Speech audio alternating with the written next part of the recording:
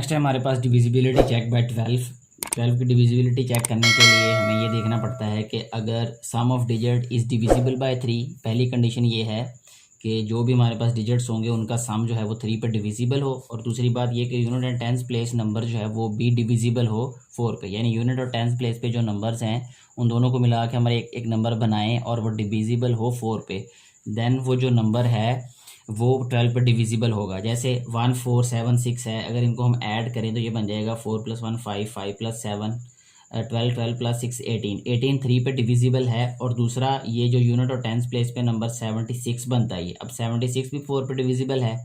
ये दोनों कंडीशंस पूरी होती हैं, इसलिए ये जो नंबर है 1476 ये 12 पे डिविजिबल होगा। ठीक है, ये जो नंबर है हमारे पास 3758, इसको सबसे पहले हम ऐड करके देखेंगे। ये बनेगा हमारे पास 8 + 5 13 13 + 7 20 20 + 3 कितना बन जाएगा ये 23। तो 23 3 पर डिविजिबल नहीं है, इसका मतलब ये नंबर अभी यहाँ पे गलत लिखा हुआ है, तो इसको हम राइट कर देते हैं 3 7 5 4 8।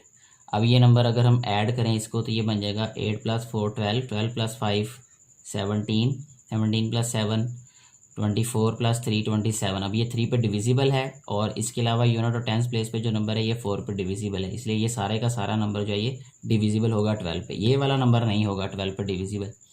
अच्छा, इसके बाद आता है 15 पे डिविजिबिलिटी चेक करनी है हमने।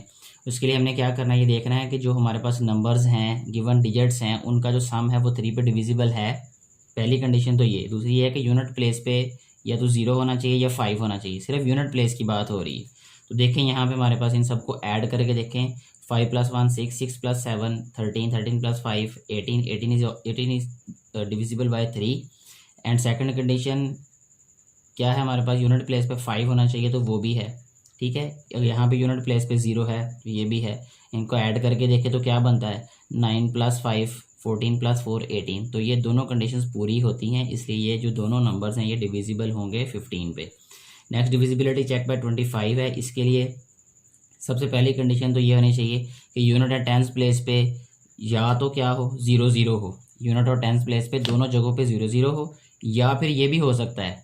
ठीक है, ये ज़रूरी नहीं कि दोनों कंडीशन इकट्ठी पूरी हों। अच्छा, या दूसरी बात ये है कि हमारे पास होना चाहिए यूनिट और टेंस प्लेस पे जो नंबर्स हैं वो डिविजिबल हों 25 पे। जैसे यहाँ पे देखें, यहाँ हमारे पास यूनिट और टेंस प्लेस पे 0 0 है, तो इट मीन्स कि ये नंबर 25 पर डिविजिबल होगा। या ये यूनिट और टेंस प्लेस पे नंबर 75 बनता है, तो 25 3 * 75 होता है, इसलिए ये जो नंबर है 9175 ये डिविजिबल होगा 25 पे।